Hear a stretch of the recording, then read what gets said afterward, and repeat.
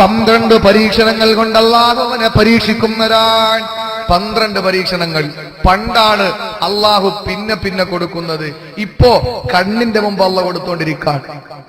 ഇപ്പോ അള്ളാഹു കണ്ണിന്റെ മുമ്പ് കൊടുത്തോണ്ടിരിക്കാൻ എന്റെ പ്രിയപ്പെട്ട സഹോദരങ്ങളെ. അതുകൊണ്ടല്ലേ സ്വിറ്റ്സർലൻഡില് ലോകത്തെ പള്ളി മിനാരങ്ങൾ മുഴുവനും തച്ച് തകർക്കണമെന്ന് പറഞ്ഞ് ഇറങ്ങിപ്പോയ ഒരാള് ലോകത്തെ പള്ളി മിനാരങ്ങൾ മുഴുവനും തകർക്കണം, അത് പ്രകൃതിക്ക് ശോഭമാണ്, അത് പ്രകൃതിക്ക് വല്ലാതെ പ്രതികൂലമായി ബാധിക്കുമെന്ന് പറഞ്ഞുകൊണ്ട് പള്ളിയുടെ മിനാരങ്ങൾ തകർക്കാൻ വേണ്ടി പോയ ആള് ഒരവസരത്തിൽ ഇസ്ലാമിന്റെ ബാലപാഠമൊന്ന് മറിച്ചു നോക്കാൻ തീരുമാനിച്ചു.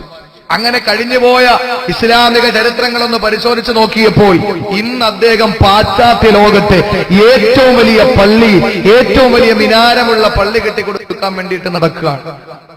എന്റെ പ്രിയപ്പെട്ട സഹോദരങ്ങളെ, ഏതൊരു കാര്യമായിരുന്നാലും അങ്ങനെ തന്നെയാണ്.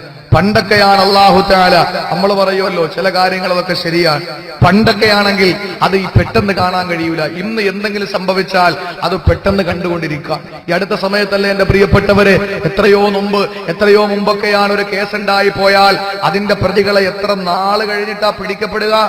റസിയ എന്ന് പറയുന്ന 27 വയസ്സുകാരിയായ പാവപ്പെട്ട പെണ്ണിനെ, നൂറുദ്ദീൻ എന്ന് പറയുന്ന 2 ഭാര്യമാരുണ്ടായിരുന്ന ഒരു സഹോദരൻ, എന്റെ പ്രിയപ്പെട്ടവരെ, മനുഷ്യനെന്ന് പറയാൻ പോലും കൊള്ളാത്ത രീതിയിൽ പാവപ്പെട്ട റസിയ എന്ന് പറയുന്ന 27 വയസ്സുകാരിയെ ഗൃഹീയമായിട്ട് വ്യഭിചരിച്ചുകൊണ്ട് മാനഭംഗം ചെയ്തുകൊണ്ട് പച്ച മണ്ണിൽ പച്ച ശരീരത്തെ കുഴിച്ചിടുമ്പോൾ ഒരു പച്ചയായ മനുഷ്യനത് കണ്ടുകൊണ്ട് നിൽക്കാൻ കഴിയില്ല.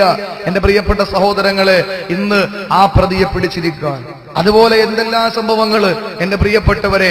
അള്ളാഹുവിന്റെ റസൂല് പറയാണ്, ഒരു മനുഷ്യൻ നമസ്കാരത്തിന് നിസ്സാരവൽക്കരിച്ച ആ നമസ്കാരത്തിന് കൊടുക്കേണ്ട പ്രാധാന്യം ഒരാളെ കൊടുത്തില്ലെങ്കിൽ അള്ളാഹുവിന്റെ റസൂല് പറയുകയാണ്, അവന് 12 ശിക്ഷകൾ അള്ളാഹു കൊടുക്കുന്നതാണ്.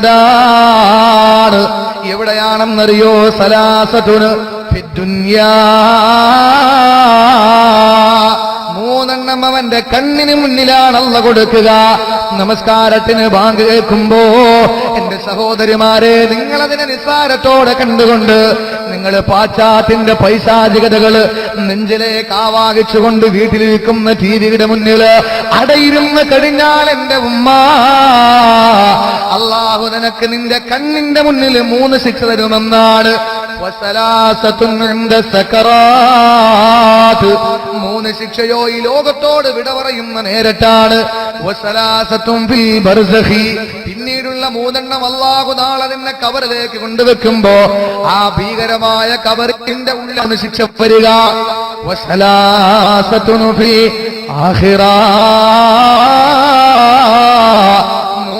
നാളെ പരലോകത്ത് അല്ലാഹു നിനക്ക് വേണ്ടി മാറ്റിവെച്ചിരിക്കുകയാണ്. ഇങ്ങനെ 12 ശിക്ഷകൾ അല്ലാഹു നിസ്കാരത്തെ നിസ്സാരവൽക്കരിക്കുന്നവന് കൊടുക്കുമെന്ന് ആദരവായ പ്രവാചകൻ നബി മുഹമ്മദ് മുസ്തഫ. വേറൊരു കാര്യം നമ്മൾ മനസ്സിലാക്കണം, ഈ 12 ശിക്ഷകൾ പറയുമ്പോൾ എന്റെ പ്രിയപ്പെട്ടവരെ, നിസ്കാരം ഇല്ലാത്തവരുടെ കാര്യം ഈ സദസ്സിൽ ഞാൻ പറയൂല. നമസ്കാരം ഇല്ലാത്തവരുടെ കാര്യമല്ല ഇവിടെ ചർച്ച ചെയ്യുന്നത്. നിസ്കാരം ഇല്ലാത്തവരെ പറ്റിയിട്ട് ഈ സദസ്സിൽ ചർച്ച ചെയ്യാനേ പാടില്ല എന്റെ പ്രിയപ്പെട്ടവരെ. കാരണം ഈ സദസ്സ് മലീമസമാക്കാൻ പറ്റൂല. അതുകൊണ്ട് നിസ്സാരമായിട്ട് നിസ്കാരത്തെ കാണുന്നവർ, അവരുടെ കാര്യം പറഞ്ഞിട്ട് അവർ ചിലപ്പോൾ നേരെയാകാൻ സാധ്യതയുണ്ട്. നിസ്കാരം ഇല്ലാത്തവർ പള്ളിയിൽ കയറുന്നുള്ള യാതൊരു പ്രതീക്ഷയുമില്ല. പണ്ട് ഒരു ജുമയ്ക്ക് വന്നില്ല എങ്കിൽ 25 പൈസ കൊടുക്കണം. ഒരു ജമാഅത്ത് കമ്മിറ്റി നിയമം വെച്ചു, 25 പൈസ പള്ളിക്ക് കൊടുക്കും. അയാളുടെ ജീവിതത്തിൽ അയാൾ ഒരു ജുമയ്ക്ക് വന്നില്ല. അവസാനം പള്ളിയിൽ നിന്ന് കത്ത് വന്നു. നോക്കിയപ്പോൾ 230 രൂപ അയാൾ കൊടുക്കണം. 230 രൂപ പള്ളിക്ക് കൊടുക്കണം. അപ്പൊ എത്ര ജുമ അയാൾ ഒഴിവാക്കിയിട്ടുണ്ട്? നിസ്കാരമല്ല, ജുമ. എന്റെ പ്രിയപ്പെട്ടവരെ, 250 രൂപയും കൊണ്ട് പള്ളിയിൽ പോയി. 230 രൂപ പ്രസിഡന്റ് കൈ കൊടുത്തപ്പോഴാ പ്രസിഡന്റ് ബാക്കി 20 രൂപ എടുത്തവൻ പറഞ്ഞു, അതവിടെ കിടക്കട്ടെ, ബാക്കി കൂടെ വരാതിരുന്നാ പോരെ. 20 രൂപ കൂടെ വരാതിരുന്നാ പോരെ, വിഷയം തീർന്നല്ലോ. ഇതാണ് അവസ്ഥ എന്റെ പ്രിയപ്പെട്ട സഹോദരങ്ങളെ. അതുകൊണ്ട് ആരൊക്കെ നിസ്സാരവൽക്കരിക്കുന്നുവോ ആ നിസ്സാരവൽക്കരണത്തിന് അള്ളാഹു കൊടുക്കുന്ന ശിക്ഷയേതാ? 1ാമത്തെ ശിക്ഷ അള്ളാന്റെ റസൂല് പറയുകയാണ്, അൽബറകത മിൻ കസ്ബിഹി വറിസ്ഖിഹി. 1ാമതായിട്ട് അല്ലാഹുവിന്റെ റസൂല് പറയുകയാണ്, 12 ശിക്ഷകളിൽ 3 ദുനിയാവിൽ അല്ലാഹു കൊടുക്കുമ്പോ അതിൽ 1ാമത്തെ നേരം അറിയോ? ദുനിയാവിൽ അല്ലാഹു കൊടുക്കുന്ന 3 ശിക്ഷകളിൽ 1ാമത്തേത്, യർഫഉല്ലാഹുൽ ബറകത മിൻ കസ്ബിഹി വറിസ്ഖിഹി. അവന്റെ അധ്വാനത്തിൽ നിന്ന് അവന്റെ ഭക്ഷണത്തിൽ നിന്ന് അല്ലാഹു ബറക്കത്തെടുത്ത് കളയുന്നതാ. എന്റെ സഹോദരങ്ങളെ, രാവിലെ മുതൽ വൈകുന്നേരം വരെ പാടത്ത് പണിയെടുക്കുന്ന പാവപ്പെട്ട എന്റെ ജനത, എന്റെ സഹോദരങ്ങളെ, അള്ളാന്റെ പള്ളിയിൽ ബാങ്കേക്കുമ്പോ നിസ്കരിക്കാൻ പോലും വരാറ് എന്റെ സഹോദരിമാരെ പോലും ഇന്ന് അയൽക്കൂട്ടത്തിന്റെ കുടുംബശ്രീയുടെ തൊഴിലുറപ്പിന്റെ പദ്ധതിക്ക് വേണ്ടിയിട്ട് വീടുകളിൽ നിസ്കരിക്കാറ് പുറത്തിറങ്ങിയിട്ട് മാർക്കറ്റിൽ ഇറങ്ങിയിട്ട് പണിയെടുക്കാൻ തുടങ്ങിയപ്പോ എന്റെ സഹോദരിമാരെ ഇന്ന് ജീവിതത്തിൽ യാതൊരു ബറക്കത്തുമില്ല, ജീവിതത്തിൽ സന്തോഷമില്ല, കിട്ടുന്ന സമ്പാദ്യത്തിന് യാതൊരു വില ബറക്കത്തുമല്ല കൊടുക്കുന്നില്ല, എത്ര കിട്ടിയാലും അവനെ തികയുന്നില്ല. അല്ലാഹുവിന്റെ റസൂല് പറഞ്ഞു 3 ശിക്ഷകളിൽ ഒന്നാമത്തേത് അവന്റെ അധ്വാനത്തിൽ നിന്ന് ബറക്കത്ത് അല്ലാഹു എടുത്തു കളയുന്നതാണ്. ജീവിതത്തിൽ അല്ലാഹു ബറക്കത്തെടുത്ത് കളയും. എന്റെ പ്രിയപ്പെട്ട സഹോദരങ്ങളെ, ആ നമസ്കാരം നമ്മൾ ഉപേക്ഷിച്ചു കഴിഞ്ഞാൽ പിന്നെ നമ്മുടെ ജീവിതത്തിന് ഇത് അർത്ഥം ഉണ്ടാവൂല, സമ്പാദ്യത്തിന് യാതൊരു ബറക്കത്തുള്ള കൊടുക്കൂല. നിങ്ങൾ നോക്ക്, ഇന്ന് 500 രൂപയുടെ ഒരു നോട്ടെടുത്ത് പോക്കറ്റ് വെച്ചുകൊണ്ട് പുറത്തിറങ്ങിയാൽ പണ്ട് 500 രൂപ ഉണ്ടെങ്കിൽ ഒരു കുടുംബത്തിന് 1 വർഷം കഴിയാം. ഇന്നതിന് കഴിയില്ല. നമ്മൾ പറയും, പല ന്യായങ്ങളും പറയും, ഇന്ന് സാധനങ്ങൾക്കൊക്കെ വില കൂടിയല്ലോ, ഇന്ന് വസ്തുക്കൾക്കൊക്കെ വില കൂടിയല്ലോ. നമ്മൾ പറയും, എന്റെ പ്രിയപ്പെട്ടവരെ, അത് മാത്രമാണ് നമ്മൾ ധരിച്ചു പോകാൻ പാടില്ല. 2 വർഷം കഴിഞ്ഞാൽ എന്റെ പ്രിയപ്പെട്ടവരെ, കേരളത്തിനൊന്നല്ല, ഇന്ത്യ രാജ്യത്തിനെന്ന് മാത്രമല്ല, ഈ ആകാശത്തിനൊരാളെ ഭൂമിക്ക് മുകളിൽ താമസിക്കുന്ന ഓരോ മനുഷ്യരും കുടിവെള്ളത്തിന് വേണ്ടിയിട്ട് യാചിക്കേണ്ട സാഹചര്യം വരും. 2 വർഷം കഴിഞ്ഞാൽ 3 വർഷം കഴിഞ്ഞാൽ കുടിവെള്ളമില്ലാതെ കഷ്ടപ്പെടും. ഇന്നും എത്രയോ നാടുകളിലാണ് എന്റെ പ്രിയപ്പെട്ടവരെ പാവപ്പെട്ട സഹോദരിമാര് മുനിസിപ്പാലിറ്റിയുടെയും നഗരസഭയുടെയും പഞ്ചായത്തിന്റെയും വണ്ടി വരുമ്പോൾ അതിന്റെ കലങ്ങിയ വെള്ളം, അതായത് കുടിക്കാൻ പോലും കൊള്ളാൻ കഴിയാത്ത വെള്ളം, അത് വാങ്ങാൻ വേണ്ടിയിട്ട് മണിക്കൂറുകളോളം ക്യൂ നിൽക്കുന്ന സാഹചര്യമാണ്. എന്റെ പ്രിയപ്പെട്ടവരെ, ഓരോ ദിവസം കഴിയും തോറും വരൾച്ച.